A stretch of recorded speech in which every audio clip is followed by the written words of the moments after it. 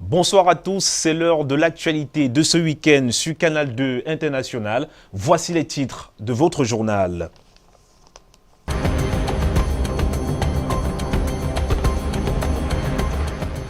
Fomopia, le nom de cette localité restera désormais gravé dans nos mémoires car tristement célèbre désormais. Pour cause, toute une famille a été tuée par un éboulement de terre après le passage d'une pluie assoiffée d'espace.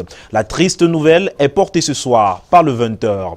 39 compagnons d'infortune du mouvement pour la renaissance du Cameroun remis en liberté. Ces manifestants du MRC avaient été interpellés et incarcérés dans le cadre de la marche blanche du 26 janvier dernier. Ce soir, le 20h nous livre la substance de cette libération. Voilà pour le sommaire.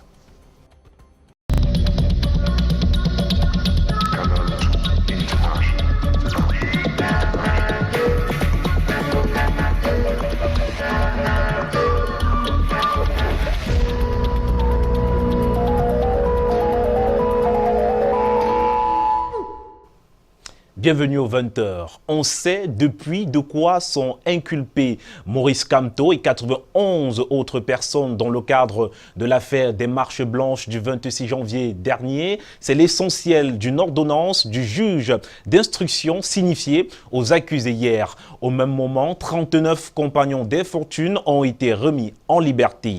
Les détails avec Rodrigue Tonguet et Luc Vondo. Moi, c'est Voilà. Sur ces images amateurs, tournées en début de soirée vendredi, on peut voir une première demi-dizaine de personnes incarcérées après les marches dites blanches du MRC en fin janvier dernier, quitter la prison de Kondengui. Elles viennent d'être notifiées d'un non-lieu du juge d'instruction et sont accueillies devant la prison par la vice-présidente du mouvement pour la renaissance du Cameroun et d'autres cadres du parti. Dites-vous que nous avons arraché ces libertés et nous arracherons la liberté de tous nos camarades. Nous continuons le combat, nous attendons. Plus tard, dans la nuit, ils sont 39 au total à être remis en liberté et retrouvent ainsi 23 autres personnes qui comparaissaient libres dans le cadre de la même affaire. Ce matin, beaucoup d'entre eux ont retrouvé leur famille, parfois très loin de Yaoundé. Avocat de la défense dans cette affaire, Maître Emmanuel Sim fait minutieusement le pointage et décrit l'ambiance au sein de l'état-major MRC. Ils sont absolument sereins et n'ont pas peur en tant que tels de demain se réengager, de demain défendre leurs opinions, de défendre leurs positions politiques. Ils sont prêts à continuer à se battre. Et le président Kamto tient à dire au monde et au Cameroun qu'il est le responsable du MRC et il exige qu'on libère tout le monde. En tant que président du MRC, c'est le MRC qui a organisé les marches et c'est lui comme président du MRC qui a appelé à ces marches. Donc ce n'est que lui seul qui logiquement doit être poursuivi. Cela fait ainsi 63 personnes disculpées. Les autres, une centaine parmi lesquelles Maurice Kamto, président du MRC, Alain Foguet, Célestin Djamen, Maître Michel Ndoki et leurs alliés parmi lesquels Valsero, Christian Penda Ekoka et autres Paul-Éric Kingé, 92 au total, sont renvoyés devant le tribunal militaire de Yaoundé. Le cabinet d'instruction estime les charges suffisantes après les accusations du commissaire du gouvernement. Et les infractions retenues peuvent conduire à la peine de mort.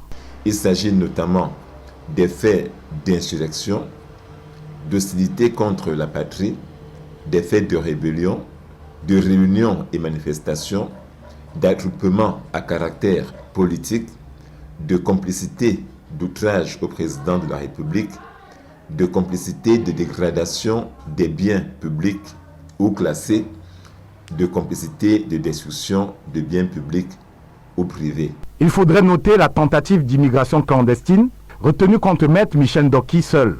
La défense compte relever appel de cette ordonnance du juge d'instruction, arguant l'incompétence du tribunal militaire à juger les civils. Posture qui était déjà celle adoptée au cours de l'information judiciaire. Les débats au fond, c'est donc pas pour demain.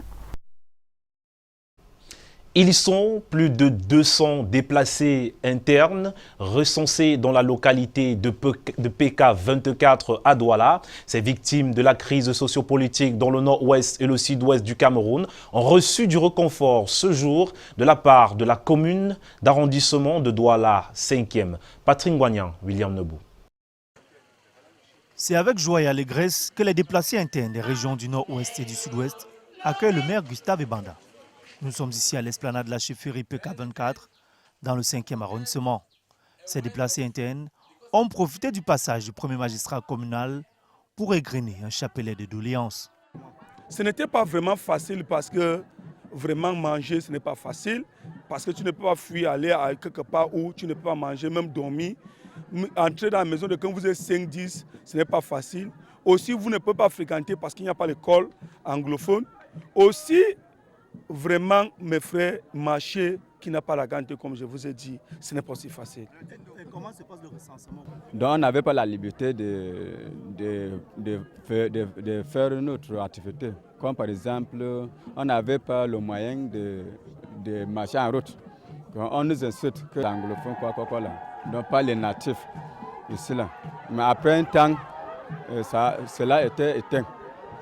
Oui, bon maintenant, ce qui nous dérange maintenant, c'est les affaires des cartes d'identité là, qu'on avait présenté, les actes de naissance. Oui. Et troisièmement, si il peut en avoir des moyens qu'on nous donne une superficie. Aux côtés du chef de la localité, M. le maire a promis de faciliter leur insertion en leur offrant des parcelles de terre pour l'agriculture. Ici, où ils ont choisi de venir déposer leurs bagages, fuyant les atrocités dans le nord et le sud-ouest, ils ont trouvé une famille. Et que dans cette famille d'accueil, nous allons tout faire pour rendre leur séjour agréable. Nous sommes venus connaître les problèmes auxquels ils font face, pour que dans les plus brefs délais, nous puissions trouver des solutions. Et de tout ce que nous avons recensé, je pense que l'essentiel sera fait. Nous avons promis mettre à leur disposition des terres, parce que nous n'allons pas venir de temps en temps donner un peu de riz, un peu de poisson. Mais ce sont des agriculteurs qui peuvent eux-mêmes cultiver leurs champs pour déjà pouvoir se nourrir et aussi envoyer les enfants à l'école. En signe de reconnaissance pour ces dons constitués essentiellement de produits de première nécessité, ces victimes de guerre ont à leur tour remis une tenue traditionnelle d'apparat à leur hôte du jour. La cérémonie s'est achevée avec l'espoir d'une cessation du conflit armé dans les régions en crise. Toute une famille avalée par un éboulement de terre après une forte pluie en continu. La scène tragique se passe dans la nuit de jeudi à vendredi aux environs de 4 heures. Nous sommes à Fomepia, non loin de la localité de Tchang, à l'ouest du Cameroun. Eric Matané nous fait le récit. 3 corps ont été extirpés et un rescapé des décombres d'un éboulement de terre survenu au quartier Yato dans le groupement Fomepia, arrondissement de Fokwe, département de la Ménois, région de l'Ouest Cameroun.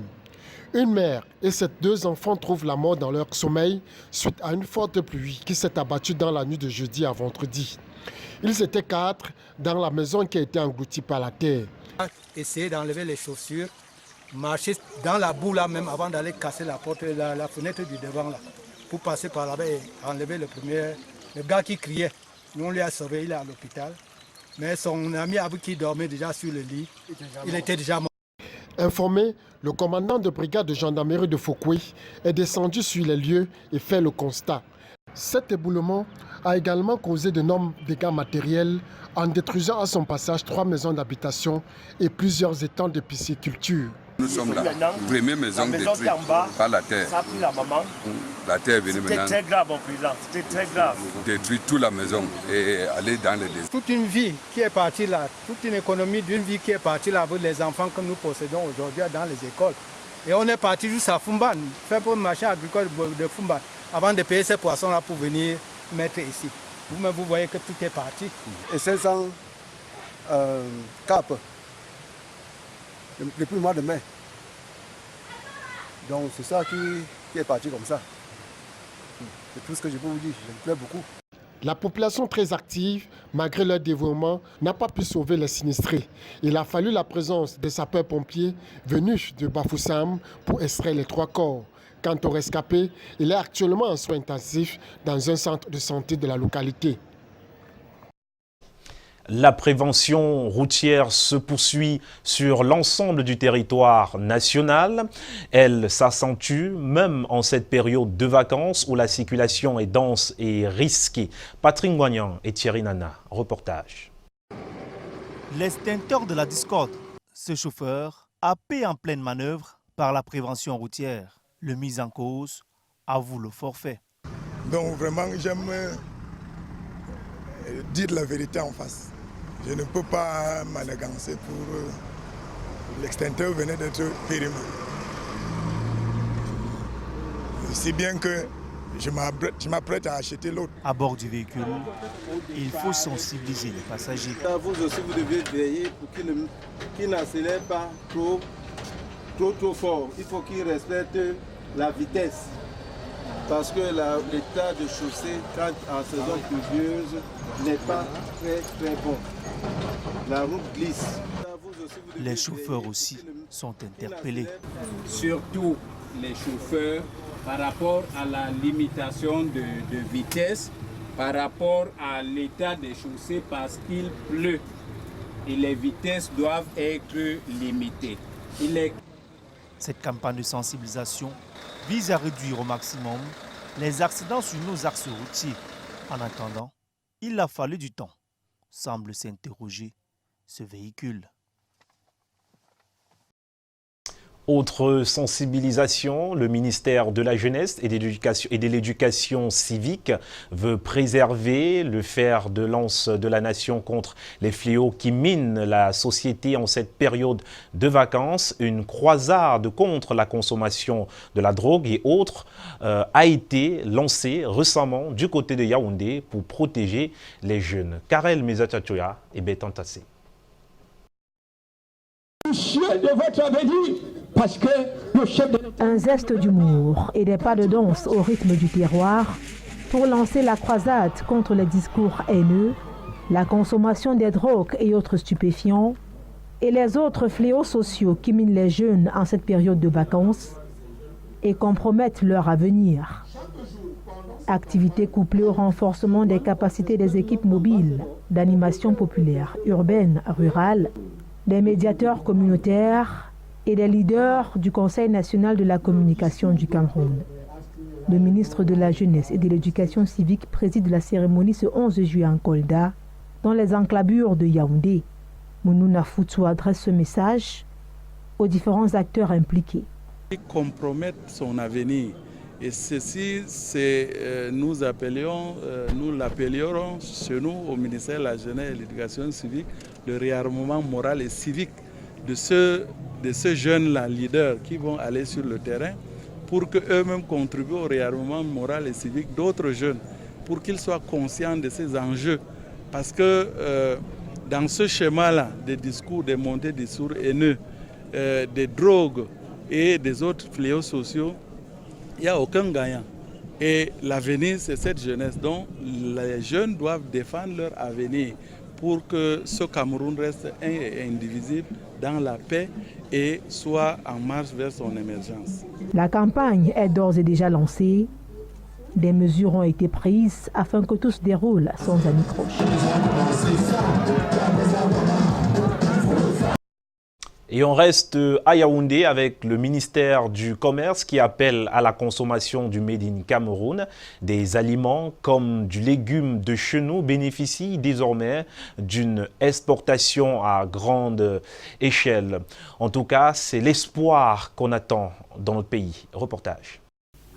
Consommer Made in Cameroun, exporter moins, vendre plus. Tels sont les mots d'ordre que l'on retient au sortir de cet atelier de présentation des légumes tenus ce jour au ministère du Commerce. Des légumes bioconservés et favorables à l'exportation, ceci dans l'optique de conquérir le marché international, de créer des emplois et jeunes, surtout de susciter l'esprit d'entreprise. Au bout de la chaîne, c'est le problème de l'emploi notamment des jeunes.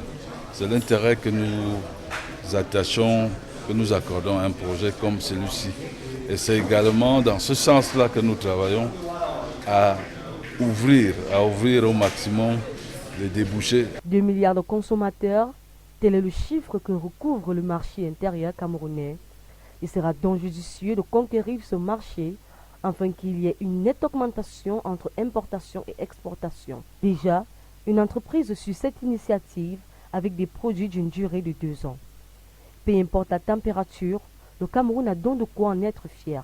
Tout repose sur la technologie qui est utilisée, à savoir la pertisation, dans la mesure où on a des produits qui sont naturels et qui ont une durée de vie allongée de 24 mois. Donc c'est des produits qu'on peut stocker déjà économiquement sans les mettre au frigo ni au congélateur et qui sont favorables à l'exportation de par leur conception. Il est donc clair, et nous ne le dirons jamais assez, consommer bio car la terre ne crompe pas. Bientôt, l'opérationnalisation de l'université interétatique entre le Cameroun et le Congo. L'annonce faite par Jacques Famendongo, ministre d'État, ministre de l'Enseignement supérieur le 12 juillet dernier à Yaoundé, lors de la session d'examen, a permis de voir à quel niveau se situe l'état d'avancement du dit projet. Karel Meza-Tchatoya et Jean-Bertrand Tagneux. Les activités académiques de l'Université inter-État Cameroun-Congo, dont voici la maquette, seront officiellement lancées dans un délai très court, avec notamment le démarrage dès le début de la rentrée académique 2019-2020, en octobre prochain, de la formation dans l'un de ces établissements phares, à savoir l'École supérieure internationale de génie numérique, installée à Saint-Mélima. Assurance donnée par le ministre d'État, ministre de l'Enseignement supérieur, ce 12 juillet à Yaoundé, lors des travaux d'examen de l'état d'avancement de l'opérationnalisation de ce projet. Également au menu, plusieurs points importants. Il sera aussi question d'étudier les mécanismes permettant d'accélérer conjointement avec la partie congolaise l'élaboration de textes fixant l'organisation administrative et le fonctionnement académique de cette université. En dépit du contexte socio-économique extrêmement difficile, le gouvernement du Cameroun a injecté 5 milliards de nos francs pour le bon fonctionnement de l'université de Saint-Mélima. Stratégie mise en branle par les deux chefs d'État pour renforcer la formation et l'intégration au niveau de l'Afrique centrale. L'université que nous avons visitée à Saint-Mélima est digne d'éloge. Nous aurons une jeunesse à travers cette université de pointe qui pourra mettre en branle tout le développement que nous souhaitons pour nos deux États. Au cours de cette session, les contributions ont donné un coup d'accélérateur au projet d'implantation de l'Université inter-État Cameroun-Congo.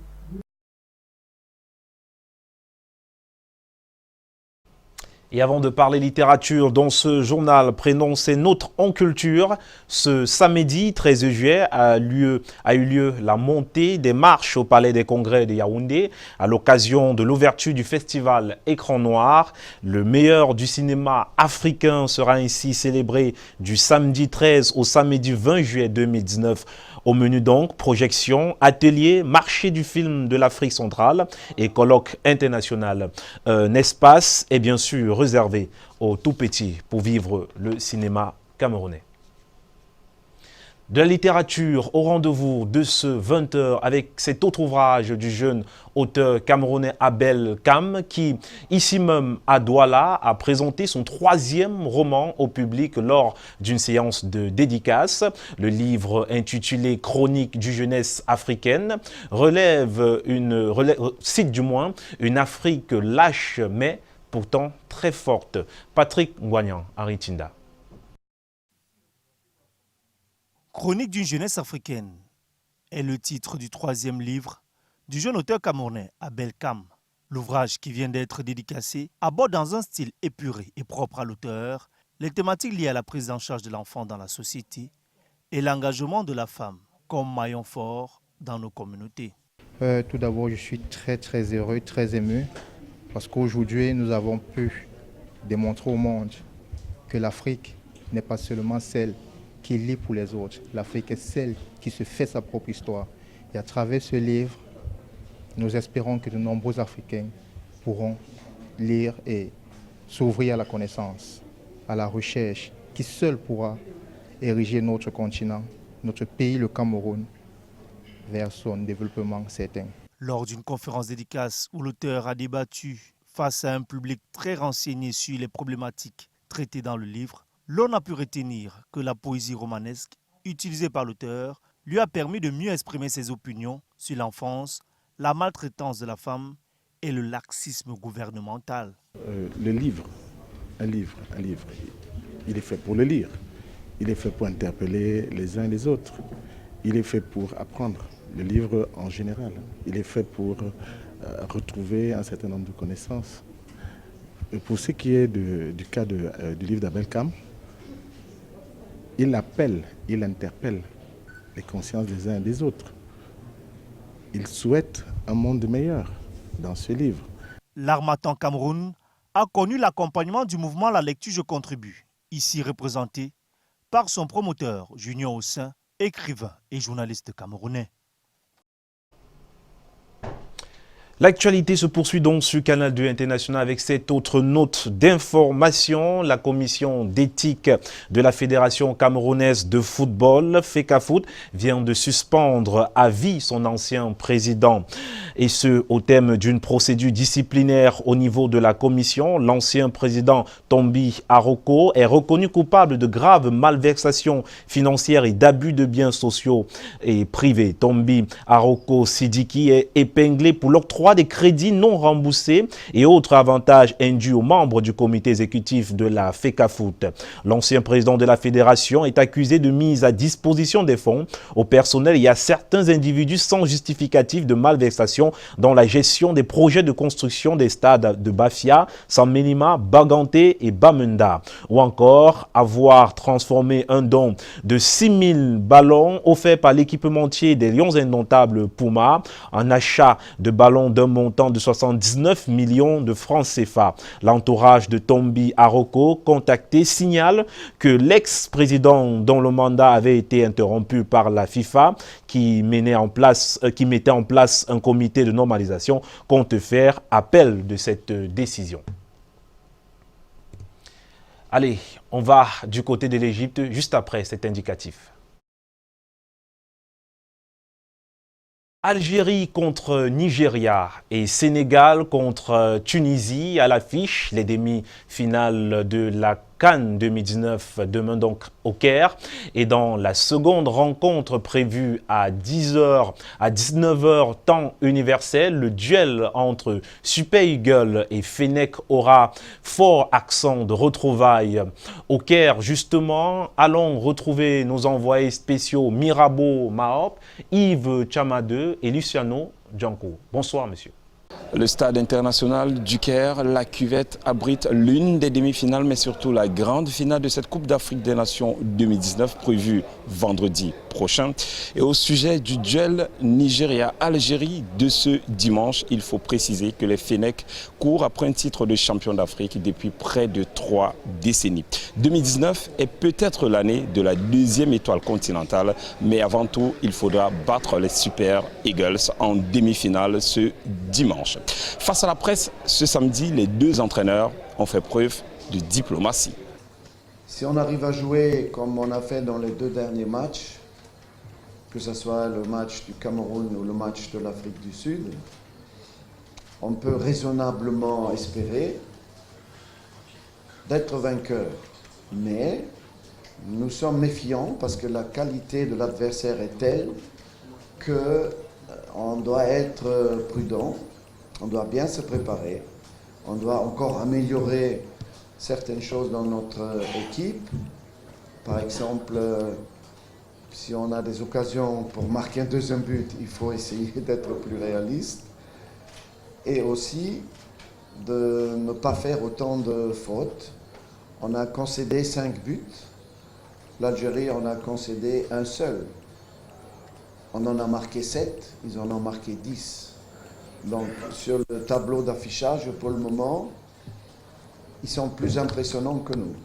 C'est vrai qu'on l'a dit, que c'était une chance que l'on s'est créée de pouvoir faire tourner l'effectif. On est la seule équipe réellement qui a pu faire changer comme ça d'un match à un autre quasiment toute l'équipe.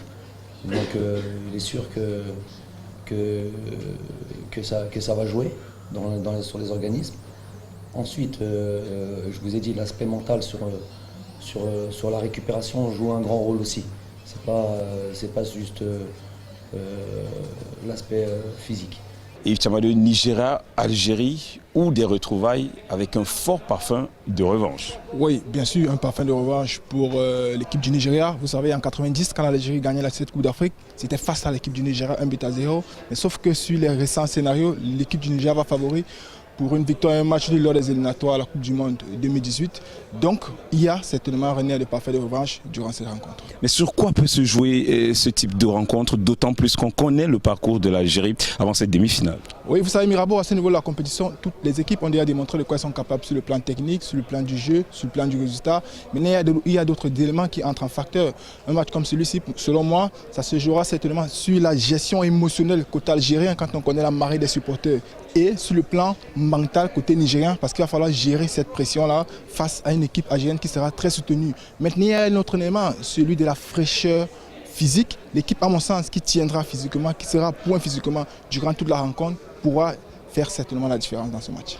André Mirabeau, Yves Tchamadeu, Luciano Ndjakou, au stade du Caire pour Canada International. Merci, monsieur. On reste donc en Égypte avec nos envoyés spéciaux, mais cette fois-ci du côté du volley dames où le Cameroun affronte en ce moment en demi-finale des championnats d'Afrique 2019. Alors, il faudrait rappeler que le Cameroun a remporté le premier set 25-23. Donc, je vous propose de suivre donc cet élément au moment où nos envoyés spéciaux plantaient le décor de cette rencontre. Toujours au Caire, mais cette fois dans la nouvelle ville, à 30 km de la capitale, pour cette édition 2019 de la Coupe d'Afrique des Nations de volleyball dames. Ces jours de demi-finale pour les Lions du filet qui affrontent le pays hôte, l'Égypte. C'est surtout l'occasion de se rassurer après le faux pas d'il y a 2 jours face au Kenya lors du dernier match de poule. Mais c'est aussi l'opportunité pour les champions d'Afrique en titre de défendre leur couronne et surtout de s'offrir un ticket pour la finale prévue ce dimanche. Christian Nana et ses coéquipières se sont bien préparés avec la séance d'entraînement prévue cet après-midi, toujours dans ce gymnase.